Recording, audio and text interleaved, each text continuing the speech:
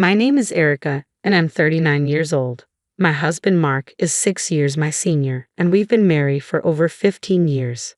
This year, our daughter started high school, which marks a new chapter in our lives. After settling down to raise our child, I started a handmade business. It's been thriving, and I'm increasingly busy with orders. While things seem to be going well professionally, my married life has been a different story. Mark and I met at work, where he was my trainer. His maturity and the 6-year age difference initially attracted me. We started dating, and not long after, I discovered I was pregnant. The unexpected news led us to marry quickly. Due to severe morning sickness and Mark's request, I resigned from my job and became a housewife. As soon as I left work, I was expected to handle chores at my mother-in-law's house, which was just a 5-minute walk from ours. Despite my struggles with morning sickness, I was pressured to help out, as my mother-in-law insisted it was my duty as a wife.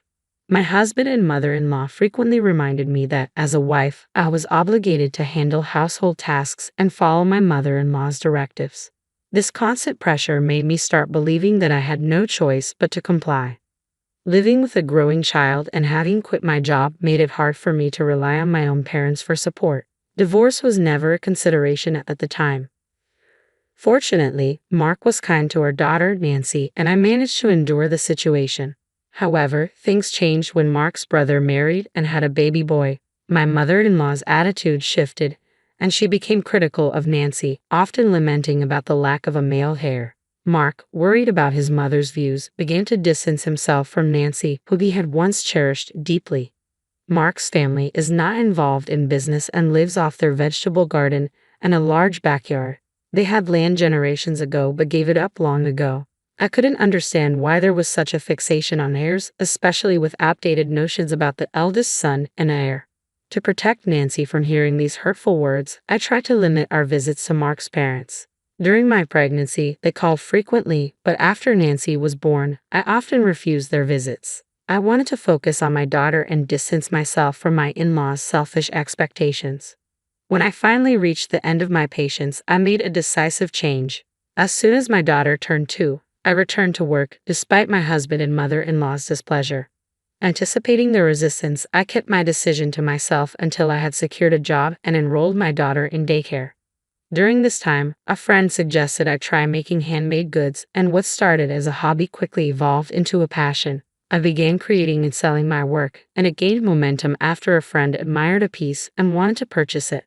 Her praise encouraged me, and soon her friends followed suit, spreading the word about my creations. As demand increased, I decided to sell my items online. The orders kept pouring in, and what began as a side job soon became my full-time career as a professional artist. Despite my success, I continued to distance myself from my in-laws. Visits during holidays like Thanksgiving and Christmas were inevitable, though. As my daughter grew older, my mother-in-law began to impose household chores on her, insisting, "She's a girl. It's expected." It was infuriating, but my daughter's calm demeanor helped me keep my composure. Although these visits were infrequent, they were painful to endure.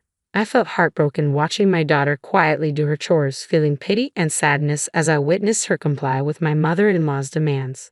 Meanwhile, my husband enjoyed his time socializing with relatives and siblings, seemingly unaffected by the discomfort I felt. I felt even more miserable as I walked into the house. "Hi there, you must be hungry. I'll make dinner soon," I greeted my daughter when she came home from school. But she seemed different. Her usual cheerfulness was replaced with a sullen expression. She called out to me, but her eyes were distant and troubled. Concerned, I rushed over. "What's wrong? Did something happen at school?" I asked, but she only shook her head silently. My daughter had always been calm, never shedding a tear since starting middle school. I waited patiently, hoping she would open up. Finally, she spoke, her voice trembling. "Dad? What about him?" I prompted, sensing something was deeply troubling her. Her eyes filled with tears. "He was hugging a woman," she said, a tear escaping down her cheek. More followed, and soon her face was streaked with tears. Over time, my husband and I had grown distant, though we remained united for our daughter's sake. Despite our strained relationship, I had hoped he would stay faithful, and I accepted his lack of involvement in housework and childcare.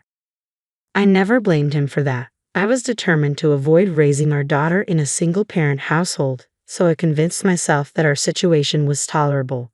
We might not smile together, but as a family of three, we could still find moments of laughter. Now, though, my husband's betrayal was clear. My daughter's tears were a painful reminder of the love and trust that had been eroded, and I felt a deep sadness in seeing her cry about something so heart-wrenching.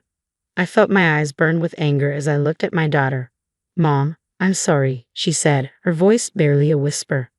"Why are you apologizing, Nancy?" I asked, though I could see the pain in her eyes. She remained silent, her gaze fixed on the floor. Seeing her distress only deepened my own. I felt like I was failing her as a mother. "I'm sorry, Nancy. I'm just such a weak mother. If I hadn't seen it." "No, Nancy, you didn't do anything wrong," I reassured her, though my heart was heavy. Her uniform was damp with tears, and her face was trembling as she clenched her fists. My own tears, which I had tried so hard to hold back, began to fall. "I can't forgive him," I said softly, my resolve strengthening. "Honey, can we talk for a minute?" I asked my husband when he came home. "I'm tired," he replied curtly, barely glancing at me. His cold tone would usually have silenced me, but today was different. "I have something important to tell you," I said, struggling to stay calm. He clicked his tongue in annoyance and sat down across from me at the dining table. "What's it about? What have you been up to today?" "Of course, I was working," I answered, though his dismissive attitude only fueled my frustration. Without warning, he slammed his hand on the table, yelling, "What are you asking me?" I took a deep breath and continued, "I saw you hugging a woman." I didn't mention that Nancy had seen it too. My husband's reaction was immediate and harsh. "So what?" he snapped, looking at me with a scowl. "What about it?" "Are you cheating on me?" I asked, my voice trembling. He laughed derisively. "What else could it be?" His mockery left me speechless, my mind reeling from his offensive demeanor. As he noticed my reaction, he looked at me with an expression that mixed disdain and curiosity. "What's wrong with that?" he asked, his tone dripping with contempt. "What do you have to complain about?" "It's an affair," I said, struggling to keep my voice steady. "You don't even care about our relationship." His response was chilling, as if it were all just a matter of fact. "We got married because you were pregnant. We stayed together out of obligation. What more do you want from me?" His words cut deep. "I've been here all this time, supporting you," he continued, his laughter bitter and victorious. When he noticed the divorce papers I had prepared, he grabbed them from me. "Divorce papers? What's this? You thought showing me these would make me listen? Nonsense. If you want it so badly, I'll sign them for you," he said with a sneer. He filled out the papers with exaggerated motions and threw them at me. "How can you even think of divorcing me? I've been taking care of you while you're not even working. You quit your job just because you had a baby. You're nothing." His harsh words echoed in my mind as I looked at the divorce papers on the floor. "You should be grateful I'm not the one asking for the divorce," he continued. "If you don't want it, don't say anything." With that, he took out his phone and began dialing. His sweet, false voice made it clear he was calling his girlfriend. I knew I couldn't confront him about it, so I stayed silent. About a month later, it was time for our annual Christmas visit to my in-laws. My husband was eager to go, bustling around to get ready. "Hey," I said, trying to catch his attention. "I need to talk to you." "Not now. We're running late," he replied dismissively. "You can talk to me at my parents' house." He hurriedly bundled me and our daughter into the car, his excitement palpable. As usual, he was the only one chatting cheerfully, while I felt the weight of our unresolved issues and his lack of respect. "Welcome home," he said as we arrived, but his words felt hollow and meaningless to me. When we arrived, my mother-in-law greeted us with a forced smile and ushered us into the living room. We exchanged pleasantries with the relatives who had arrived before us. "Oh my God, it's so nice to see you after such a long time," my mother-in-law said with exaggerated cheerfulness. Her emphasis on long time hinted at her displeasure over my recent absence. I knew she resented that I hadn't been visiting as often. "As my daughter-in-law, you need to help with the chores," she always said whenever I came over, though she never asked the same of my brother-in-law's wife. But then again, they lived far away and rarely visited. My mother-in-law directed me to the kitchen. I didn't mind helping at first, but when she also urged my daughter, Nancy, to join, I felt a pang of frustration. "No, I began, but my mother-in-law cut me off. "She's a girl, she should be able to do this," she said, her tone dismissive. At that moment, something inside me snapped. I turned to my husband, who was preparing drinks. "Honey, we need to talk." "What is it now?" he responded, irritation evident on his face. This can't wait. It has to be now, I insisted, ignoring his annoyed expression. Erica, let's handle this later, he said, clearly wanting to avoid the confrontation. Let's focus on the party for now. But my mother-in-law interrupted again, concerned about how her relatives would perceive her. You're my daughter-in-law. I have plenty of work for you, she said, trying to divert attention from the issue at hand. After scanning the room and seeing the curious glances of her guests, she muttered, on Christmas Day, I'll make sure she and her daughter handle everything. Taking a deep breath, I stood up, holding my daughter's hand firmly. I'm done with this. I'm getting a divorce. What? What are you talking about? My husband and mother-in-law gasped in shock, their faces a mix of confusion and disbelief. I tried to ignore the chaos and focus on leaving with my daughter, but they blocked our way. What do you mean by divorce? My mother-in-law demanded, her voice rising in disbelief. She glared at both me and my husband, who was clearly caught off guard. It was evident he hadn't been expecting this revelation. I mean exactly what I said. I'm divorcing this man, I replied firmly. What? I didn't hear anything about this, my husband stammered. What's going on? You told me to go ahead and file the papers if I wanted a divorce. Well, I've done just that, I said, my tone unwavering. My husband was left speechless, clearly unable to process the situation. His optimism had clearly blinded him to the reality of our marriage. You weren't serious about this, were you? He finally managed to ask. Of course I was serious, I replied. Thank you for the papers. I've already submitted them. And as for why I'm telling you here, look around. This is exactly why. You've avoided any real conversation about this, and now we're facing it. My husband's face turned red as he realized the full extent of the public humiliation he was enduring. He had avoided discussing our issues, and now the consequences were unavoidable. But my mother-in-law wasn't done. What's this about? I can't believe you're divorcing my son. You must have done something wrong, Erica. I looked at her incredulous. How can you be so sure I'm at fault? Your son is trembling, and you still think it's all my fault? My husband was clearly at a loss for words, flustered by the unexpected revelations. My mother-in-law, still in shock, demanded, how am I going to explain this to others?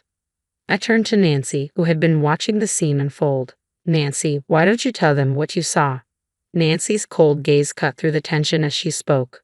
Even though Dad is cheating on Mom. What? My mother-in-law froze, unable to process the new information. My husband, stunned, could only look at Nancy in disbelief. Why? Nancy asked, her voice trembling. I saw you hugging another woman. What? My husband stammered, clearly caught off guard. It's okay, Nancy, I said gently, though I could see the disgust in her eyes. She no longer wanted anything to do with her father, and it broke my heart a little. I wondered if I should have kept her from coming today, even though she'd insisted on it. Are we done here? I asked, ready to leave. This is false accusation, my husband suddenly blurted. You have no proof. I'm not divorcing you. His defiance caught me off guard. How can you say that? You've always claimed you never loved me. Is this about maintaining appearances? You don't have any proof, he shouted, stuttering as he tried to defend himself. I calmly reached into my bag and pulled out several photos, scattering them across the floor. Here's your proof, I said. The photos showed him walking hand in hand with a young woman. The evidence was undeniable, and he could no longer deny his actions in front of his extended family. His face turned red as he scrambled to gather the pictures. Why did you? He began, but his voice trailed off. I think you've gone too far, I replied. I never condoned cheating. I had hired a private detective to investigate my husband's behavior. The detective not only followed him but also recorded his conversations with the woman who had spoken freely about my husband's behavior and even made derogatory remarks about me. How did you know that? My husband asked, his face paling. The relatives surrounding us looked on in shock, and my mother-in-law's face was one of disbelief. Mary, I'm not your son anymore. My husband said. Even if I was married to your son, I had no obligation to take care of this house, I said firmly. I'm done. From now on, please contact my lawyer. With that, Nancy and I left. I had already filed for divorce and was pursuing alimony. Although my ex-husband initially resisted, the hard evidence I presented made him concede. I also filed a claim against the woman he was involved with, and she agreed to compensate me. The scandal spread among their relatives and neighbors, causing them considerable embarrassment. My daughter and I embarked on a new chapter, free from the ties that once bound us. As a handmade artist, my business thrived with an influx of online orders. My daughter informed me that our story had even made its way onto social media. I'm finally free from the constraints of my past. Despite the hardships, I now have the opportunity to do what I want, take care of my daughter, and fully enjoy my life.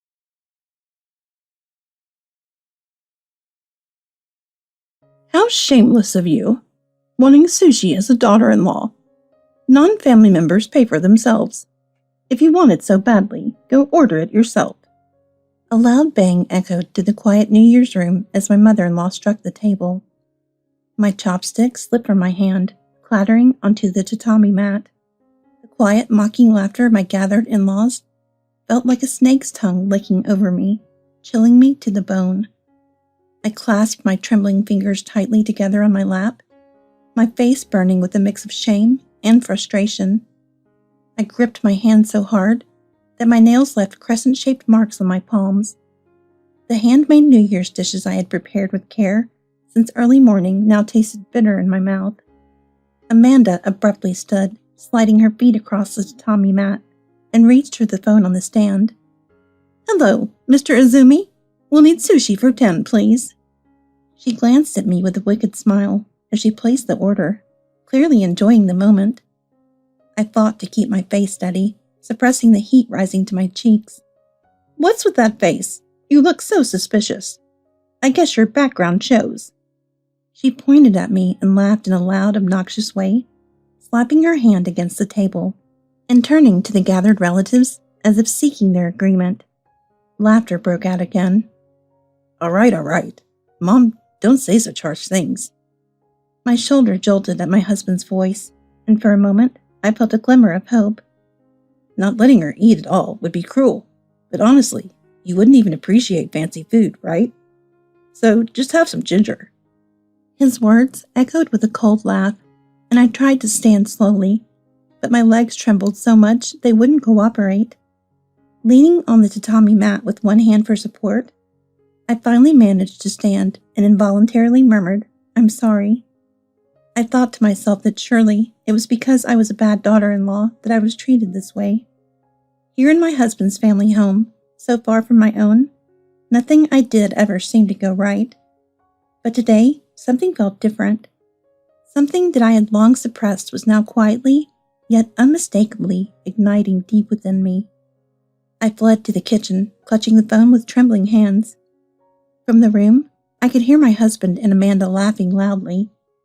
Taking a deep breath, I lifted the receiver. "Hello, Mr. Hidaka?" I said, my voice shaky. On the other side of the line, it felt as if the wheels of fate were quietly beginning to turn. "My name is Lily James, 28 years old, a part-time working housewife living with my husband Paul. We've been married for a few years, but we don't have children yet. Our life was generally peaceful, though I couldn't ignore the occasional comments from others about our lack of children.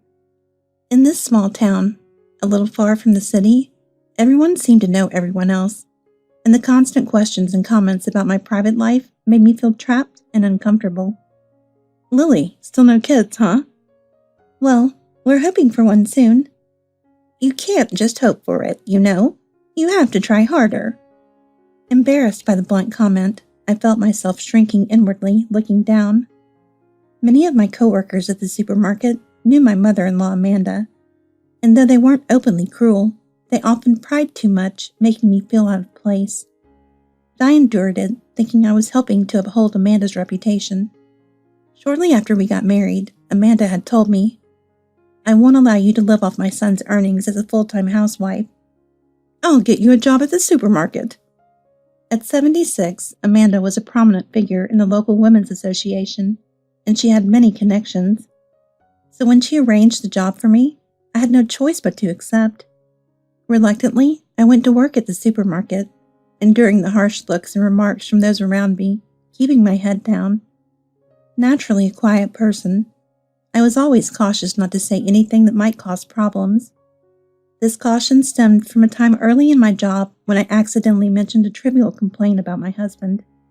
which quickly reached Amanda and resulted in a stern lecture. In our town, people spent their free time gossiping while shopping, as everything from schools to shops could be found here, making it a complete self-contained community. Amanda's information network was impressive. It sometimes felt like people were eavesdropping on every word I said. My in-laws' house, just a short distance from ours, was a frequent hub for gatherings. Amanda often hosted parties with neighbors and relatives, and I was expected to assist with everything, from cooking to cleaning up afterward. Among these gatherings, some large-scale events happened multiple times a year, such as the year-end cleaning, New Year's greetings, and seasonal festivals. For these occasions, I would often order sushi from a well-regarded sushi shop in town, as it was difficult to prepare everything alone. The owner, Kazuo Hidaka, was my childhood friend and had known me since we were kids. His sushi restaurant was famous in town, attracting local community leaders. My husband Paul was the youngest son in his family, born after a long gap with two much older sisters. During a casual conversation before marriage, he had joked about feeling like he had 3 mothers, given the age gap. My own family was a traditional large family. I was the youngest of 3 siblings, with 2 older brothers. My parents cherished me deeply, especially my father, who doted on me. My father ran a fruit and vegetable shop, now managed by my oldest brother, and I always treasured my family deeply, hoping to bring the same dedication to my new family after marriage. However, that hope was dashed when I first met my husband's parents. From the beginning, Amanda eyed me with suspicion. "Your family runs a business, don't they, Lily?" "Honestly, the James family holds a much higher status." I was stunned by her outdated attitude. Even my husband seemed surprised, and he quickly tried to brush it off. "Mom, what are you saying? We're just a regular family now. Dad doesn't work anymore, and I have an ordinary job." My husband's family, once influential, had lost most of their land and status, and now my husband worked a regular job to support his parents. My father-in-law, Brian, now 79, had barely worked and relied heavily on my husband's earnings since he graduated high school. My husband's words caused a brief, awkward silence, during which my father-in-law finally spoke up. "Regardless, it's a good thing Paul's getting married. My old age and our family's future are secure." "But dear, are you sure you're fine with this, letting a woman of questionable background into our family? Her family runs a business after all." "What matters is that we can have a peaceful retirement. Such worries are minor." I felt a pang of discomfort at my father-in-law's words, sensing that he saw me only as someone to help support their family. Although I tried my best to fit in and earn their approval, Amanda looked down on me, constantly reminding me of my family's lowly background. "Living off other people's money, that's what your family does, right? That's why you lack refinement." Over time, her words chipped away at my self-worth, and eventually, I began feeling ashamed of my own upbringing. I tried harder and harder to please her, hoping for approval, but instead, her disdain only grew. My mother-in-law often spoke of her own hardships and claimed she endured far worse from her mother-in-law, using this as justification for treating me poorly. Watching her, even my husband began to believe her words, eventually telling me that if I just tried harder, she might finally accept me. "Maybe you just need to put in more effort, Lily. Mom's bound to accept you if you try harder to be a good daughter-in-law." I started blaming myself, thinking that if I just worked harder, things would change. But the more I did, the more her demands escalated. Soon, cleaning before weekly family gatherings became routine, regardless of how I felt. This year's end was particularly grueling, as I felt sick with a 38-degree fever, but was still expected to finish the year-end cleaning without complaint. Wanting their approval, I didn't voice any objections and worked tirelessly despite my fever. Even my cooking was constantly criticized by Amanda, but I continued preparing meals, including my husband's lunch with care. The one bright spot in my week was Mr. Hidaka's occasional phone calls, where he'd ask how I was doing. His kind concern was my only source of comfort. Finally, the biggest gathering of the year, the New Year's celebration, arrived. In my in-laws' family, The new year brought a constant flow of visitors, leaving me with no time to rest. Since our marriage, I hadn't been able to return home for New Year's even once. My parents and brothers worried about me, but I had resigned myself to this tradition.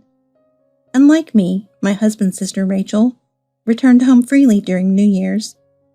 And as the family gathered around the table that day, Amanda made an announcement. "Since my daughters are here today, let's splurge and order for Mr. Hidaka's sushi shop." My husband and his sisters perked up, looking delighted. "Yes, Hidaka's sushi is delicious. This is such a treat, Mom." "Yes, it's New Year's after all. We'll go all out." Amanda began counting the guests and placed the order. However, as always, I noticed she deliberately left one person out, me. Amanda had only ordered enough sushi for everyone else, leaving me out as she often did, making it clear that, as the daughter-in-law, I was not considered family. Although I was used to this treatment, seeing her ignore my presence so blatantly stung, especially with my sisters-in-law smirking at me. Without thinking, I found myself asking her quietly, "What about my portion?" She finished the phone call, glanced my way, and said coldly, "How dare you, as a daughter-in-law, expect something so expensive? If you want sushi, pay for it yourself." Reflexively, I lowered my gaze and whispered, "I'm sorry." Apparently dissatisfied with my apology, she responded harshly, "Oh, what a half-hearted apology.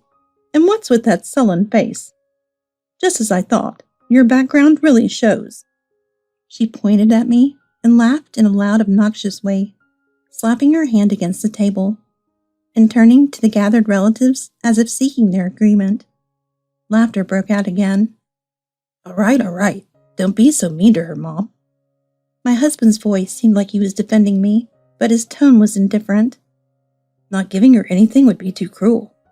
But she probably wouldn't appreciate it anyway, right? Just eat the pickled ginger." My husband's mocking laugh echoed in the room, and I was left speechless. They often berated me, and I had come to believe it was somehow my fault, that I had continually disappointed them. I had tried my best to be a good wife and a good daughter-in-law, yet here I was, feeling utterly lost. My heart felt like it was reaching its limit. My husband had never once truly taken my side since our marriage. I bit my lip, looking down as I tried to contain the growing sadness inside me. Though he had once seemed to cherish me, he now constantly sided with Amanda, gradually becoming just like her. All along, I had convinced myself that it was my failure as a daughter-in-law that led to this situation. But this New Year's Day, something shifted within me. A sense of defiance I hadn't known was there began to surface. Filled with a sense of rebellious courage, I excused myself to the kitchen, picked up the phone, and dialed Mr. Hidaka's sushi shop. "Hello, this is Hidaka Sushi." I took a shaky breath and said softly, "Hello, this is Lily." There was a brief silence before he responded gently, "Lily, is everything all right?" His caring tone nearly broke me, and I could only manage a trembling yes. Understanding without needing further explanation, he replied with a calm and reassuring, "Got it." A short while later, Mr. Hidaka arrived himself, bringing a luxurious platter of premium sushi to my in-laws' home. Although his employees had already delivered the sushi Amanda had ordered, he personally brought my order separately. "Here's the sushi platter, priced at $300. He announced this loudly enough that the relatives in the main room could hear.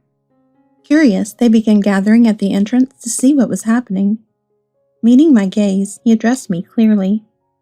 "This premium sushi was specially ordered by the young lady of the house." He invited me over, opening the sushi platter in front of everyone. The sushi was a dazzling array of the finest ingredients, far beyond the ordinary selection my in-laws were used to. The luxurious display of sushi astonished my in-laws, and I felt a sense of lightness, like I was floating as I watched them murmur and whisper. For the first time, I felt liberated, as if the weight pressing on my chest had been lifted, even though a tinge of guilt lingered. Turning to Mr. Hidaka, I thanked him softly. My mother-in-law, seeing the difference in quality, was visibly taken aback. her mouth opening and closing as she tried to find words. I didn't order anything like this. My husband and his sisters began protesting loudly, claiming it was a mistake, that there must have been a mix-up in the delivery. But Mr. Hidaka merely raised an eyebrow and gave them a sharp look. Didn't you say yourself, ma'am, that she isn't family? How dare you say such nonsense? I won't tolerate such lies. Mr. Hidaka ignored her outburst and continued calmly. No mistake. The young lady here asked me to bill this separately, as if it wasn't for family. His words created an awkward silence that filled the room. With a sigh, he then turned to my husband and fixed his gaze on him. Young man, she is your family, isn't she? You should be the one to pay for her. The $300? I don't have that kind of cash right now. Staying composed, Mr. Hidaka calmly handed over the bill and looked directly at my husband. The young lady here is a valued customer. She's also someone important to you, isn't she? My husband shifted uncomfortably, avoiding Mr. Hidaka's unwavering gaze as his shoulders slumped. Watching this, Mr. Hidaka sighed again before turning to Amanda, his tone turning slightly disappointed. I never imagined a household that would exclude someone in their own family from a meal. Amanda's face turned bright red, and she began yelling furiously, spewing insults, her voice grating and loud. Her behavior drew murmurs from the relatives gathered around, some raising their eyebrows in disapproval. Unfazed, Mr. Hidaka continued his work with calm professionalism, contrasting starkly with the chaotic atmosphere my in-laws created. As he prepared to leave, he turned back toward Amanda and my husband, adding one final pointed remark. As you've made clear, for anyone who isn't family, it's self-pay. Surprisingly, I felt a surge of confidence as I flashed a calm smile and addressed my in-laws. Yes, as you said, family members pay for themselves, so I'll cover my own. I surprised even myself as the words came out, and for once, I felt unburdened, a kind of joy lifting my spirits. Mr. Hidaka cast a brief, approving smile in my direction before turning back to my husband. My husband, at a loss, turned to his mother for help, and she begrudgingly handed over the payment to Mr. Hidaka, fuming. Mr. Hidaka accepted their payment with a polite nod, as if nothing unusual had happened, and left, leaving a trail of whispers among the relatives behind him. After he left, some relatives began exchanging opinions, some supporting Mr. Hidaka's actions, others questioning the in-laws' behavior, the gossip spreading like wildfire. That evening, my husband stormed out, humiliated, and went drinking with his friends, not returning until the next morning. For the first time in ages, I savored the meal Mr. Hidaka had brought, enjoying every bite of the special sushi he had made just for me. The following morning, my husband returned home, hungover and still fuming with resentment. Because of you, I was humiliated. My friends laughed at me, saying I can't even control my own wife. Mom's furious too, saying it's my job to discipline you.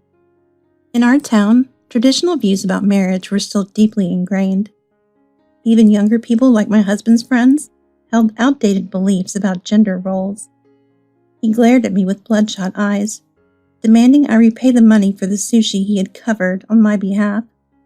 I shook my head firmly, refusing his demand. For the first time, I had defied both him and Amanda. It was a choice I had made for myself to reclaim my dignity, and I couldn't go back now. My husband's anger flared, and he stopped speaking to me entirely. A wall of cold silence between us. Things only got worse after that. Amanda began spreading rumors in the neighborhood, calling me a terrible daughter-in-law who selfishly ordered luxury sushi with my husband's money. She's an awful wife, taking advantage of my son's hard-earned money. I knew it was a mistake letting a merchant's daughter into our family. Her friends and acquaintances, many of whom worked at the supermarket with me, began treating me with open disdain. At work, colleagues ignored me, blamed me for accidents I had nothing to do with, and assigned me the most undesirable tasks. Whenever I worked the register, Amanda's acquaintances would come through the line, making complaints and insulting me. Why do they even let someone so incompetent work here? They should just fire you. I once approached my manager for help, hoping for support, but he brushed me off coldly. I've heard complaints about your poor work attitude. If you're causing problems, maybe it's best you take a break from work. Shocked, I tried to respond, but he continued, dismissing me before I could explain. Honestly, you're more trouble than you're worth. We'll consider your future here at the next contract renewal. With a heavy heart, I left the store that day, feeling utterly defeated. Just one phone call, one moment of rebellion had cost me my job.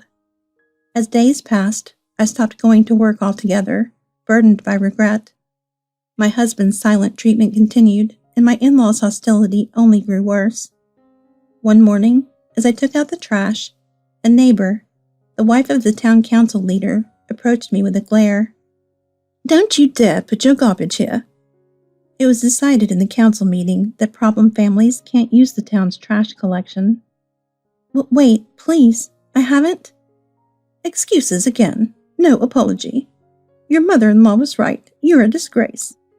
She left fuming, and I was left standing there in shock, overwhelmed by the sheer hostility. As I returned inside, wondering what to do, my husband walked out without a word, avoiding even a glance in my direction. I'm going to my parents' house for a while. I don't want to see your face. Then please, let me go back to my family's home. He shot me a look of contempt, his eyes blazing with anger. Ha! So you can spread lies to your family? If you cause any more trouble, I'll sue you for slander. Frightened by his rage, I sank to the floor as he smirked down at me. My husband looked down at me sneering and added one more painful remark. Just like Mom said, your family spoiled you. They didn't raise you right. My heart sank further, feeling utterly powerless. But before I could respond, I heard footsteps approaching from outside. A familiar female voice spoke gently from the doorway. Excuse me, is everything all right here? I thought I heard something.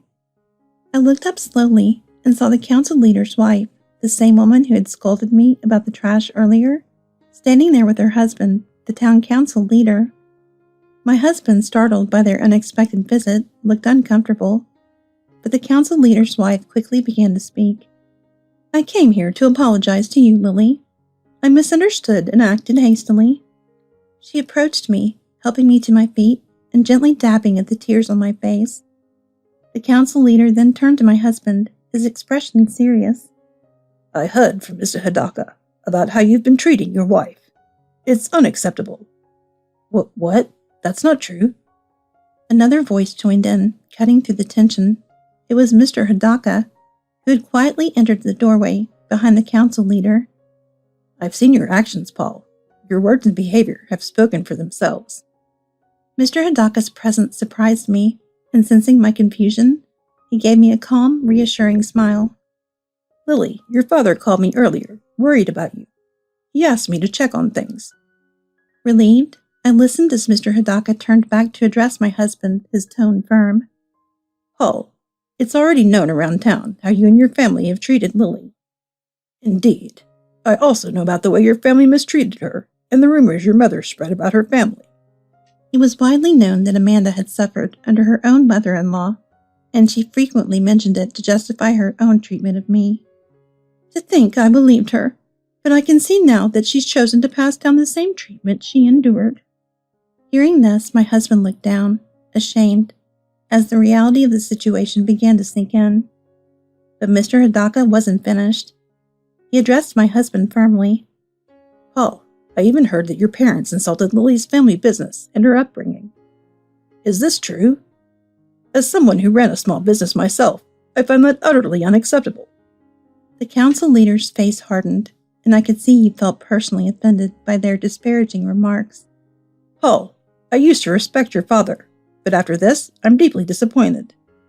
This town deserves better. Yes, we trusted your family with community responsibilities, but this behavior can't be ignored. Hearing this, my husband looked shattered. The facade his family had built was crumbling around him, and he seemed lost. Turning to me, Mr. Hidaka offered a kind, steadying hand. Lily, let me take you home. Gather your belongings. Thank you, Mr. Hidaka, or rather, Uncle Hidaka. I lowered my head in gratitude before hurrying to pack my things. As I left the house, the council leader and his wife bid farewell, heading home as I climbed into Mr. Hidaka's car. The ride back to my parents' home was peaceful, and Mr. Hidaka reassured me quietly as we drove. You deserve to live your life freely, Lily. Don't let anyone take that from you. His words gave me the final push I needed to decide. I would divorce my husband and move forward. On that drive, I thought back over everything.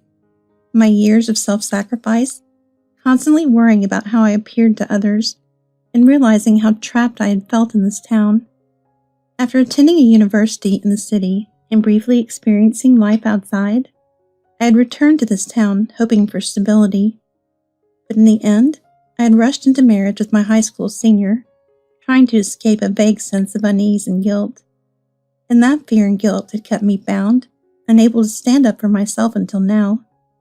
In reality, both my father and Mr. Hidaka had been quietly worried for me all along, and they had finally stepped in to help me find my way out of this situation. As I sat in Mr. Hidaka's car, I thought of everything I'd been through, and for the first time, I felt myself truly letting go of the pain. A few tears escaped, but soon a feeling of peace began to fill my heart, as though I were shedding the heavy chains that had bound me. In the following weeks, words of my departure spread through the town.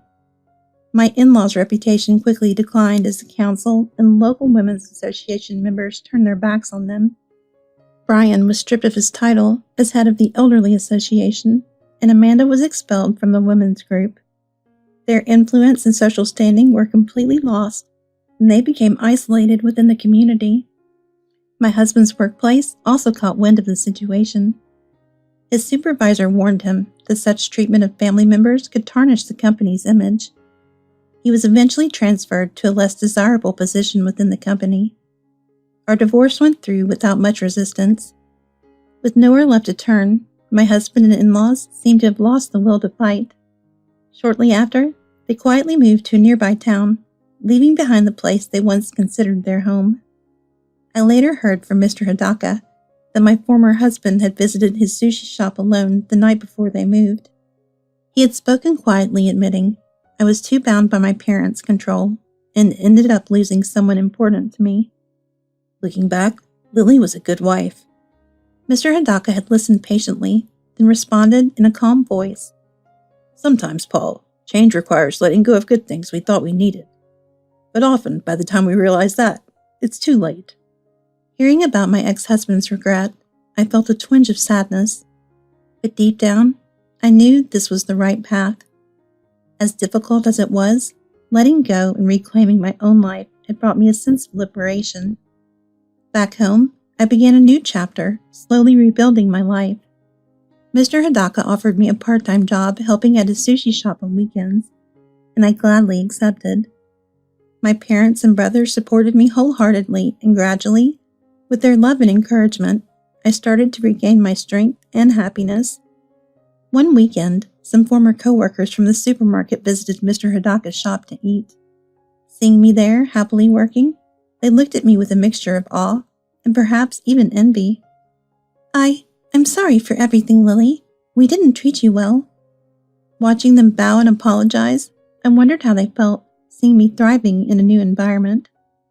Time passed, and one day, Mr. Hidaka turned to me with a thoughtful expression. Lily, you have a special touch. Have you ever thought about opening your own place someday? I felt myself blush, smiling at his suggestion. Thank you. I'd love to help people with my cooking one day. Mr. Hidaka gave me a proud look, his eyes squinting warmly. A while later, something unexpected happened.